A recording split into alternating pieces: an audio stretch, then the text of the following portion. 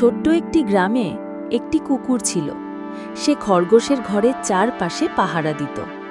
সে ছিল ভীষণ বিশ্বস্ত। কিন্তু সেই গ্রামে ছিল দুষ্ট একটি শিয়াল। তা সে সহ্য করতে পারত না। এই কুকুরটাকে সবাই বিশ্বাসী মনে করছে।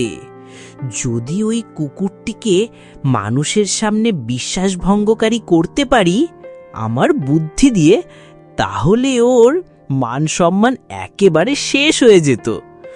দেখি কিছু করা যায় কিনা।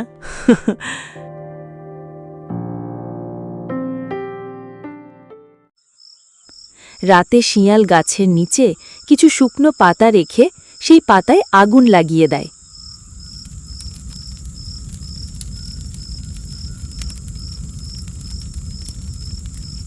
গাছের উপরে ছিল ছোট্ট একটি পাখি।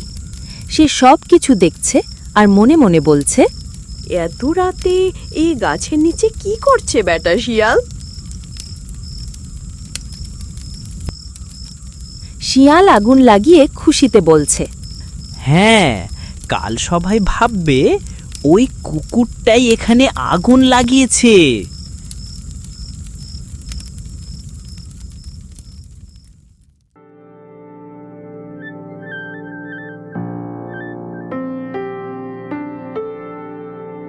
আরে হায় হায়, কে এখানে আগুন লাগিয়েছিল? সবকিছু জ্বলে ছাই হয়ে গেছে। এই কুকুর, তুই ছিলি এখানে? বল, কে আগুন লাগিয়েছে? আমি তো ঘরের পাশে ঘুমাচ্ছিলাম, সত্যি আমি কিচ্ছু দেখিনি।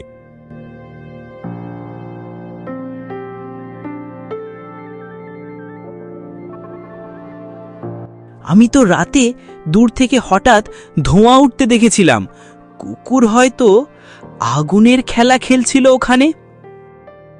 শিয়ালের কথা শুনে সবাই কুকুরটাকেই সন্দেহ করে। কুকুর বেচারা মন খারাপ করে চলে গেল।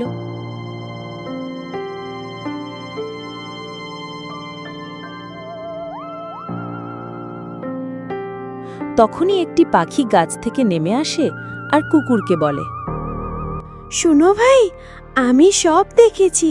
রাতে বেটা শিয়ালি গাছের পাতায় আগুন জ্বালিয়ে নাটক করেছে। তাহলে তুমি কি আমার হয়ে কথা বলবে? অবশ্যই, আমি যা সত্য দেখেছি তাই সবাইকে বলবো। তাহলে কাল সকালে তুমি চলো আমার সাথে।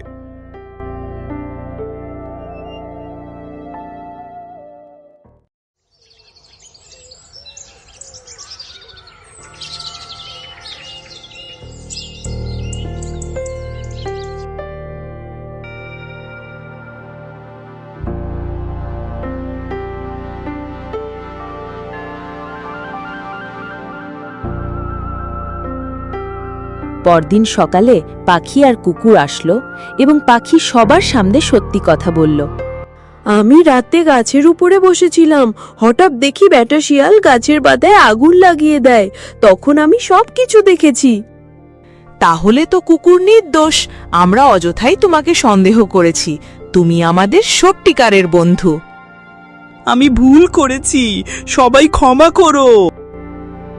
সেদিন থেকে শিয়াল বুঝেছিল চালাকি করে সম্মান পাওয়া যায় না। বিশ্বাস আর ভালোবাসাই আসল সম্মান।